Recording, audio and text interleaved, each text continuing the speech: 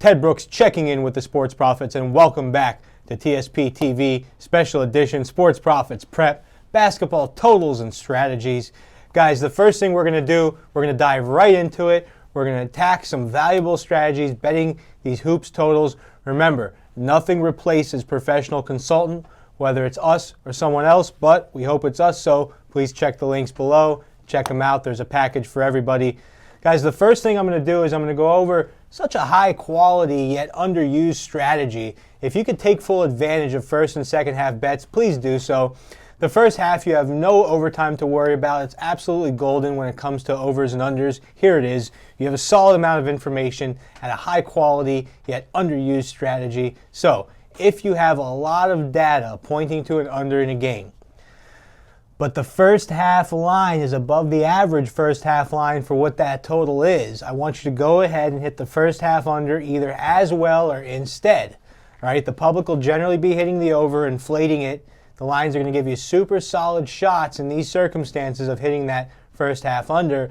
And as far as the second half goes, look for scoring and talent differentials, okay? Look for scores. Look at the game. Oftentimes you'll see a close game, higher scoring finish, foul shots at the end, and of course the chance of overtime applying to that second half, pointing to that over, could be a very, very good one. Guys, obvious thing, watch players. If a player is questionable, doubtful, many times the lines do not compensate for these statistics. You can take advantage if you have a little bit early jump on things, all right? In basketball, it makes more of a difference than in football and baseball because of how much each player counts.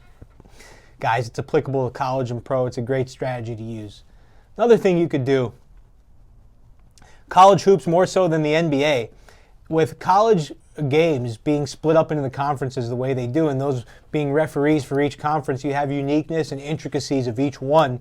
We find it very profitable to follow referee trends, conference trends. Remember, referees that like to call fouls, those games are going to go over more often. You take this strategy, you apply it to the games, apply it to the second half as well. Basketball total bettors, they watch games to see the story behind the final score. They know if a team can handle defensive pressure against his own defense. Valuable pieces of information, things like this. Field goal percentages. You have to know how they occurred and why they occurred. So you want to take these statistics in, but you also want to be careful with them. Now I'm going to give you 5 tips to betting unders in college basketball. Look for teams averaging a high number of points early in the season. Okay, if that team primarily played running teams and now they're going to come in and play a team that stresses defense, that's a good under wager right there. That's a very good under wager because those numbers are going to be set high because of that early season performance. But it's not going to take into account all the time who those teams played. Very important to do. Another thing I want you to do is monitor the shooting percentages by a team's leading scorer. Okay, before, like I said, see if he's out, see what he's doing, see how high it is. If they're going to shut it down, go under. If it's not making that much of a difference, maybe stick with the over on that one. Planning bets against road teams that choke away from home. So if the road team is the higher scoring team and you think that that total might be inflated because they're putting out a lot of games where they're putting up high numbers and they're coming into this road game looking like they're going to put a down number, don't bet against the team. Bet the under in that situation. It's a value, good quality bet, guys.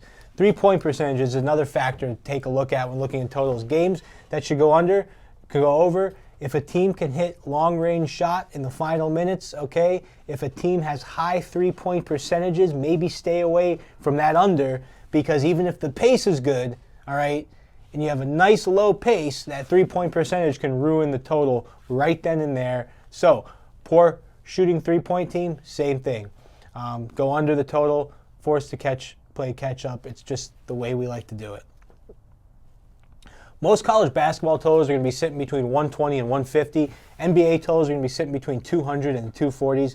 And the number of games listed with spreads, totals, and limited number lines, it's so infinite and there's so many opportunities when including these totals. You can parlay them, you can tease them, you can do all the same things. Now, with overs, you have to be careful because the temptation will be there to bet the over more often than not.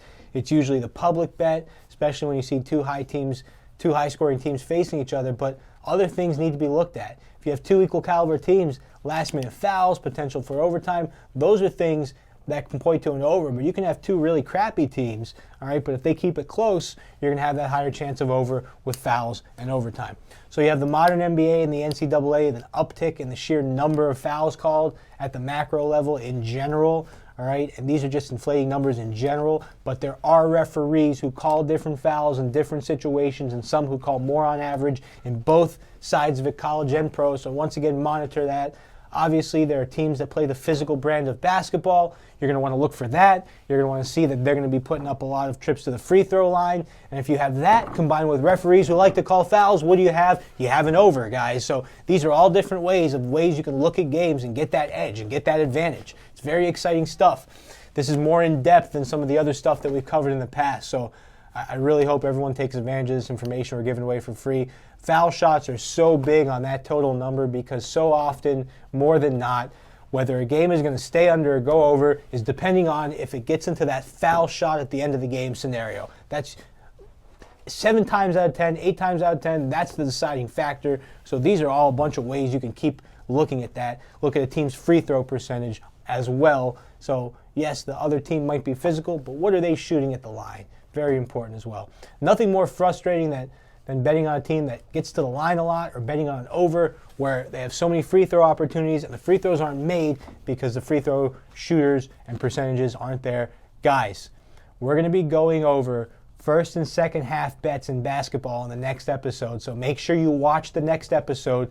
First and second half basketball bets, it's relative right now. We're about to be in March Madness. Good stuff, guys. Until next time, Ted Brooks with TSP signing out.